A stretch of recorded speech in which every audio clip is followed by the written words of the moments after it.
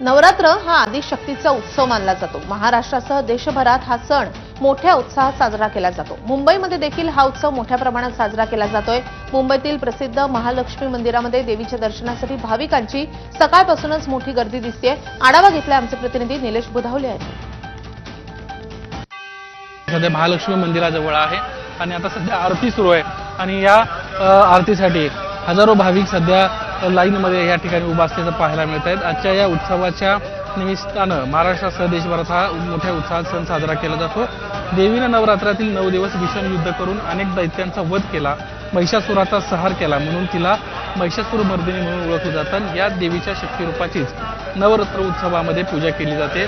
वाघावर आरूढ झालेली हातात तलवार, खडग यांसारखी शस्त्र धारण केली देवीची मूर्ती या काळात पूजली जाते। दुर्जनांचा नाश व सज्जनांचे रक्षण करणाऱ्या आदिमायाची या काळात आराधना केली जाते। प्रतिपदा येथील वैदिक मंत्रपठणासह कलशात देवीचं आव्हान जे आहे ते केलं जातं।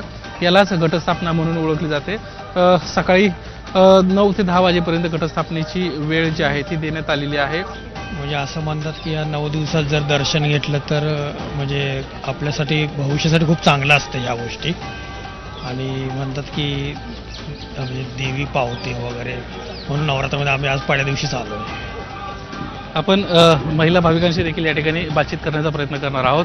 आज पहिल्या दिवशीच दर्शनासाठी रांगेमध्ये उभे आहात। अनेक भाविक जे आहेत ते या रांगेमध्ये आहेत आणि आज सकाळपासूनच मोठ्या प्रमाणामध्ये गर्दी जी आहे ती आपल्याला महालक्ष्मी मंदिरासमोर पाहायला मिळते। मुंबईतली ही सध्याची दृश्य एबीपी माझाच्या प्रेक्षकांसाठी खास आपल्याला पाहायला मिळत आहेत। कॅमेरामन कृष्णा खापरेसह निलेश बुधावले, एबीपी माझा, मुंबई।